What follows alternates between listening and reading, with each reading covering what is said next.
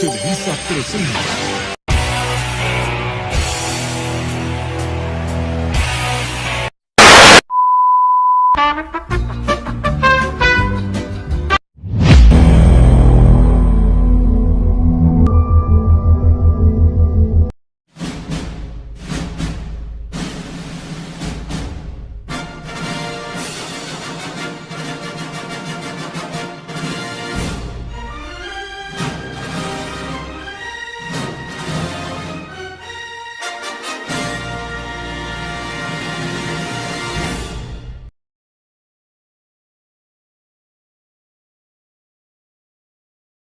Para comenzar, la independencia fue un conflicto de 11 años, de 1810 a 1821. Fue un movimiento social y político. El contexto principal era la injusticia del sistema de castas, donde tu origen definía si tenías derecho o no. La independencia de México fue la consecuencia de un proceso político y social resuelto por las armas, que puso fin al dominio español mediante una guerra civil multifacética. Tuvo lugar en la mayor parte de los territorios del Reino de México de Nueva España y dio como resultado el surgimiento del primer imperio mexicano. La pérdida de esta posesión tuvo una importancia decisiva para la economía del imperio español, ya que los ingresos mexicanos representaban el 80% del total de los caudales americanos al final del imperio colonial. La guerra por la independencia mexicana comenzó el día 16 de septiembre de 1810. Terminó con la entrada del ejército trigarante a la Ciudad de México el día 27 de septiembre de 1821. El movimiento de la independencia de México tiene como marco la Ilustración y las revoluciones liberales de la última parte del siglo XVIII. Por esta época, la élite ilustrada comenzaba a reflexionar acerca de las ideas de soberanía popular y las relaciones entre la España peninsular y el resto del imperio. Los cambios en la estructura social y política derivados de las nuevas reformas borbónicas, a los que se sumó una profunda crisis económica en Nueva España, también generaron un malestar entre algunos segmentos de la población. La Guerra de Independencia de México inició en la madrugada del 16 de septiembre de 1810, cuando la feligresía se presentaba para acudir a la misa dominical. El cura Miguel Hidalgo hizo sonar la campana de su parroquia y dio el famoso Grito de Dolores. Desde 1809, un grupo de mexicanos se alistaba para levantarse en armas contra del orden establecido por el virreinato. El complot de Valladolid es el primero que se descubre y falla. Descubierta la conspiración encubierta por reuniones literarias realizadas por el corregidor Domínguez y su esposa Josefa Ortiz de Domínguez, que se tramaba en Querétaro. A sus dirigentes, el cura Hidalgo, los capitanes Ignacio Allende y Juan Aldama, comienzan la rebelión. La causa más relevante y la que actuó como detonante inmediato de la guerra fue la invasión de España por las tropas de Napoleón en 1888. Napoleón presionó la abdición del rey español Fernando VII, el cual nació el 14 de octubre de 1788 y fallecería el 29 de septiembre de 1833. Dejando eso de lado, impulsó a su hermano José como monarca. Este hecho generó un vacío de dominio en la corona española. En la Nueva España, muchos se negaron a reconocer al rey francés, diciendo que la soberanía regresaba al pueblo en ausencia del monarca legítimo. La pregunta crucial fue, si el rey legítimo estaba cautivo, ¿quién debería asumir la Nueva España? Este colapso político abrió la oportunidad y el debate para que los criollos comenzaran a plantear la idea de un gobierno propio, sentando las bases ideológicas para el levantamiento.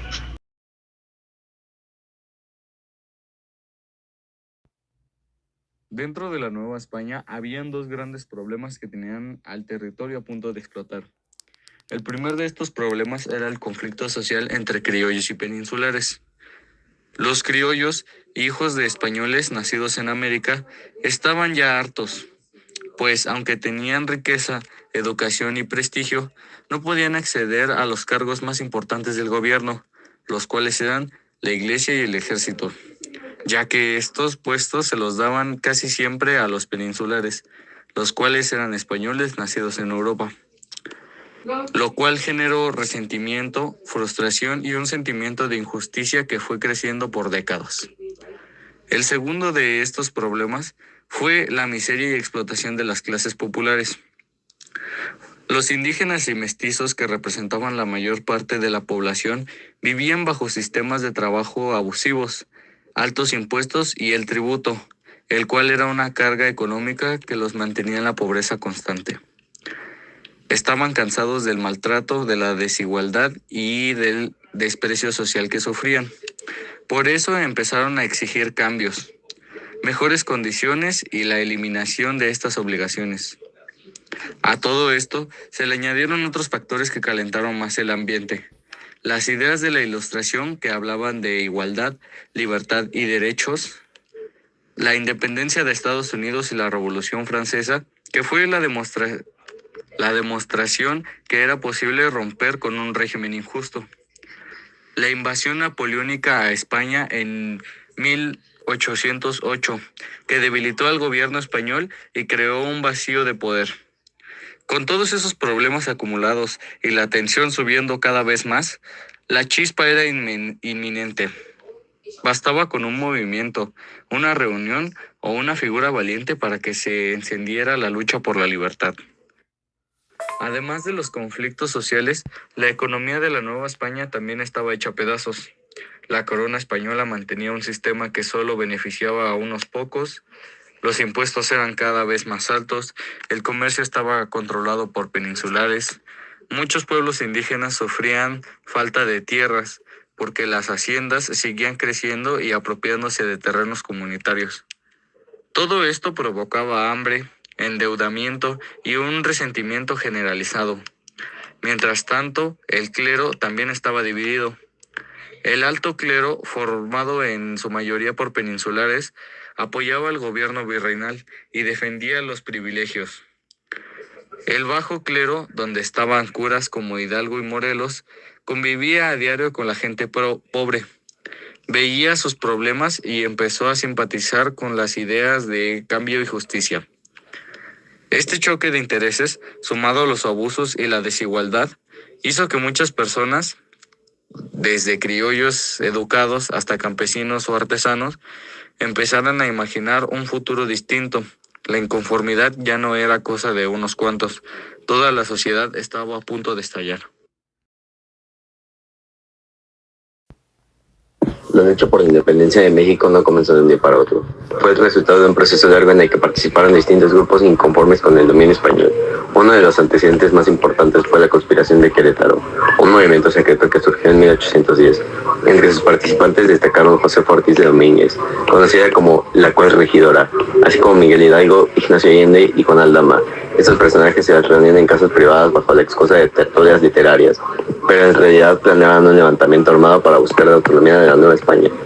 La conspiración fue descubierta por las autoridades españolas cuando informantes alertaron sobre las reuniones.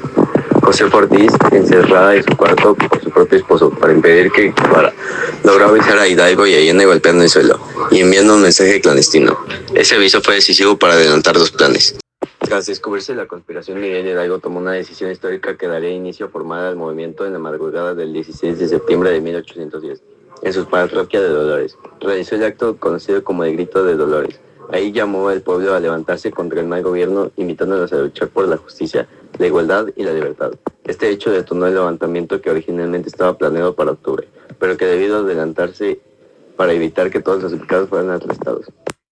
A partir de ese momento, el liderazgo de Miguel Hidalgo y Costilla se volvió fundamental. Aunque era sacerdote, se transformó rápidamente en el líder de un enorme ejército popular, compuesto por indígenas, campesinos, artesanos y personas hartas del sistema colonial. Hidalgo, junto a Allende, Aldama y otros insurgentes, recorrió importantes ciudades del Bajío, reuniendo miles de seguidores y generando un movimiento que cambió completamente la estabilidad del virreinato. Su capacidad para movilizar masas y encender el espíritu insurgente fue determinante para el éxito inicial del movimiento. Sin embargo, esta primera etapa no duró mucho. A pesar de los avances iniciales, el movimiento insurgente sufrió divisiones internas y errores estratégicos. Eventualmente, Hidalgo, Allende, Aldama y otros líderes fueron capturados en 1811 en el norte del país, después de que uno de sus propios soldados los traicionara. Fueron sometidos a juicio y finalmente fusilados en 1811, marcando el fin de la primera etapa de la independencia. Aunque su muerte fue un golpe fuerte para el movimiento insurgente, su legado quedó sembrado y permitió que otros líderes continuaran con la lucha en los años posteriores hasta lograr la independencia en 1821. Si bien Hidalgo enfrentó desacuerdos internos, especialmente con Allende, quien tenía una visión más militar y disciplinada, su papel como líder inicial de la insurgencia es indiscutible. Él fue quien logró transformar un plan secreto de conspiración en un levantamiento nacional que puso en jaque al gobierno virreinal y cambió para siempre la historia de México. Bueno, yo les voy a hablar sobre una de las etapas más importantes del movimiento de independencia de México, específicamente la etapa encabezada por Miguel Hidalgo. Para empezar, es importante entender que este periodo se caracterizó por ser un levantamiento popular, es decir, un movimiento en la que participaron muchas personas del pueblo, como indígenas, mestizos, campesinos, artesanos. La participación fue enorme, pero también tuvo un problema muy grande. Estaba desorganizado. No había una estrategia militar sólida ni una estructura clara para coordinar a tantas personas. Y eso más adelante afectó mucho el resultado de las batallas. A pesar de esa desorganización, había un objetivo social muy fuerte y muy claro. Miguel Hidalgo tenía una intención que iba más allá de solo separarse de España. Él quería transformar la sociedad.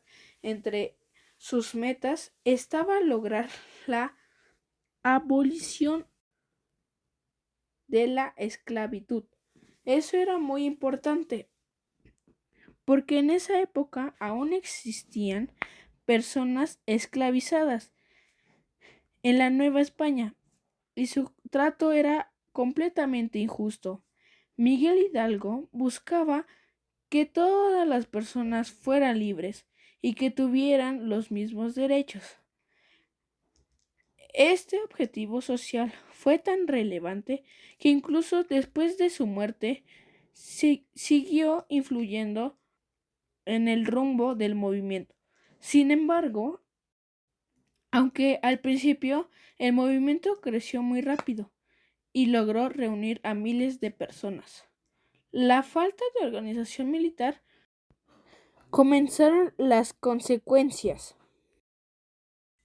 En 1811 ocurrió un momento decisivo, la batalla del Puente de Calderón.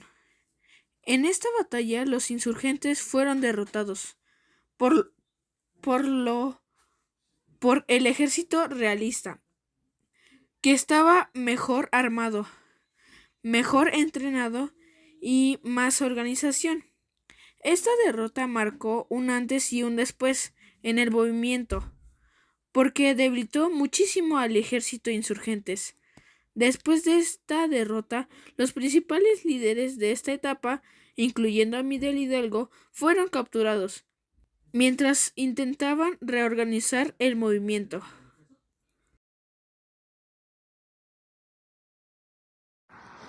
Hoy voy a hablar sobre la figura de José María Morelos y Pavón, uno de los líderes más importantes y estratégicos del movimiento de independencia de México. Su participación marcó una etapa decisiva, ya que él no solo continuó la lucha iniciada por Miguel Hidalgo, sino que le dio organización, rumbo y objetivos políticos precisos. Para empezar, es importante recordar que después del levantamiento de Hidalgo en 1810, el movimiento insurgente enfrentó varios retos: falta de disciplina militar, desorganización y ausencia de un plan político estructurado. Fue entonces cuando surgió Morelos, un hombre que, aunque era sacerdote, tenía una gran habilidad militar y una claridad visionaria sobre lo que debería ser la nueva nación mexicana. Morelos se intrigó en el movimiento en 1811 y rápidamente comenzó a destacar por su estrategia. A diferencia de otros insurgentes, él no buscaba solo victorias rápidas.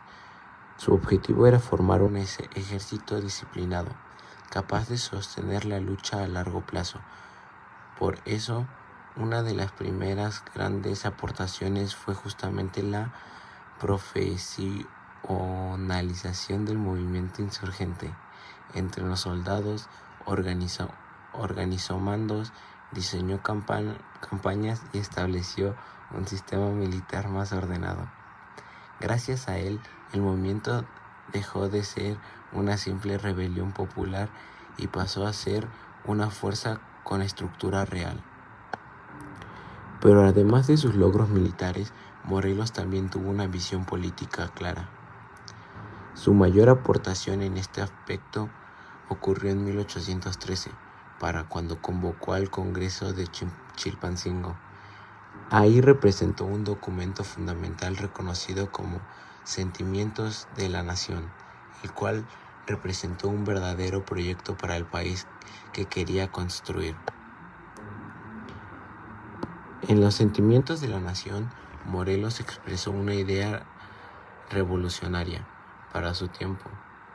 Entre ellas, la más relevante fue la declaración de la independencia absoluta de América respecto de España. Esto significaba que México ya no solo estaba luchando para encontrar la justicia o la mala administración colonial, sino que buscaba convertirse en una nación libre y soberana. Otra idea muy importante fue la soberanía popular, que establecía que el pueblo y no el rey debía ser quien tenía el poder. Este principio sería una base fundamental para la futura Constitución mexicana. Morelos también proponía la eliminación de distinciones por raza, la moderación de la riqueza y la creación de leyes justas que protegían a todos. En otras palabras, no solo quería independencia, sino justicia social y un nuevo orden político. A pesar de sus avances, la lucha era muy complicada. En 1815, Morelos fue capturado por las fuerzas realistas. Tras un juicio, fue condenado y finalmente fusilado ese mismo año. Sin embargo, su muerte no significó el fin del movimiento. Al contrario, sus ideas sobrevivieron y se convirtieron en la base de la siguiente etapa de la independencia. En conclusión, José María Morelos y Pavón fue una figura clave porque transformó el movimiento insurgente. La organización lo fortaleció y le dio un proyecto político sólido. A través de sus sentimientos de la nación, aunque murió antes de ver el objetivo cumplido, su legado quedó profundamente marcado en la historia de México. Gracias a él, la independencia no solo fue una lucha armada, sino también un proyecto de nación. Tercera etapa, guerra de guerrillas. Después del fusilamiento de Morelos, muchos insurgentes se dispersaron, generando guerrillas aisladas que no representaron peligro para el gobierno novohispano. Mientras tanto, en España, el rey regresó al poder tras la derrota de Napoleón en 1815 y se inició una política de reconquista de las colonias americanas. Al mismo tiempo, Juan Ruiz de Apodaca, nuevo rey, en 1816 implementó una doble política. Por un lado, declaró la amnistía o indulto para que los insurgentes que quisieran dejar la guerra. Por otro lado, inició una campaña militar persiguiendo ferozmente a los insurgentes. A pesar de ello, la lucha del movimiento no se acabó. En algunas partes del territorio se mantuvieron brotes guerrilleros, principalmente las comandadas por Vicente Guerrero en las montañas del sur, por Guadalupe Victoria en Veracruz y por Francisco Javier Mina en el Bajío. Fue una etapa en la que de nuevo se desorganización afloró principalmente por la desmoralización de los insurgentes, al mirar cómo las fuerzas realistas, a la muerte de José María Morelos y Pavón, sofocaban los pocos focos de insurrección hacia la autoridad española. Francisco Javier Mina pondría brío a la casi extinguida revolución. Venido de España, apoyó la causa independentista. Mina comandó varios combates, como la batalla del Fuerte de Sombrero, en la que el ejército insurgente salió victorioso. Lamentablemente, la aportación de Mina duró poco tiempo, ya que fue capturado y posteriormente fusilado el 11 de noviembre de 1817. En este momento, el movimiento insurgente estaba sofocado en casi todo el país, pero las campañas de Vicente Guerrero se mantenían en pie de lucha. Luego de rechazar el indulto, ofreció por el virrey Apodaca en 1816. Se ratificó el nombramiento de Vicente Guerrero como general en jefe del Ejército del Sur. Con esta investidura, el caudillo se dedicó a reclutar nuevas fuerzas y reorganizar a las existentes para construir un fuerte en el Cerro de Santiago, al que le llamó Fuerte de Barrabás. El 1 de abril de 1818, debido a la traición, Guerrero fue atacado por Gabriel de Armijo en el campamento de San Gregorio. El general insurgente fue perseguido hasta Zacatula, al mando de 300 hombres. Confrontaron a los realistas. El combate se mantuvo durante varios días y sin ninguna victoria definida. Armijo se trasladó a Teloloapan y los insurgentes hacia Coyoatla. Muchos caudillos aceptaron los indultos de la autoridad virreinal que les brindaba. Ya solo quedaba el sur. Vicente Guerrero, que sería junto a Agustín Iturbide los encargados de finalizar la cuarta etapa de la Revolución de Independencia, que sería la consumación. La cuarta etapa de la independencia se conoce como la consumación, que fue de 1820 a 1821, en donde se dieron los últimos acontecimientos más representativos de la independencia. Empezamos con el Plan de Iguala. Este fue el 24 de febrero de 1821. El coronel realista Agustín de Iturbide, que había luchado contra los insurgentes, publicó el Plan de Iguala en la ciudad de Iguala Guerrero.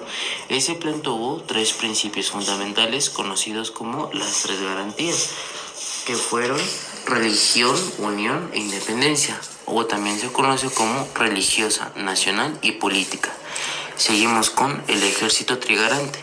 Para llevar a cabo el Plan de Iguala, Iturbide salió con el líder insurgente, que fue Vicente Guerrero, y juntos formaron el ejército trigarante, o también conocido como ejército de las 3 garantías. Este ejército se convirtió en la fuerza principal de la lucha por la independencia y tuvo un rápido crecimiento, ya que recibió ayuda de tanto como insurgentes y realistas que vieron la oportunidad de la independencia que tanto anhelaban. Seguimos con el Tratado de Córdoba. Ese fue el 24 de agosto de 1821, que reconoció oficialmente la independencia de México. Y de esta manera pasamos a los últimos acontecimientos, que fue la entrada triunfal, entrada del ejército trigarante a la Ciudad de México. Esto fue el 27 de septiembre de 1821. El ejército trigarante, liderado por Iturbide y Guerrero, entró a la Ciudad de México sin encontrar resistencia alguna. Al día siguiente, el 28 de septiembre, se proclamó la independencia de México en la Plaza Mayor de la ciudad y se formó una junta provisional gubernamental presidida por Iturbide. Ahora comentaremos las consecuencias o las secuelas que dejó la independencia, que fue la proclamación de la independencia. México se convirtió en un estado independiente, rompiendo sus lazos con España. 2. Formación de un imperio. Se estableció un imperio constitucional con Agustín de Iturbide como emperador en 1822. Aunque este régimen duró poco tiempo y fue sustituido por una república en 1823.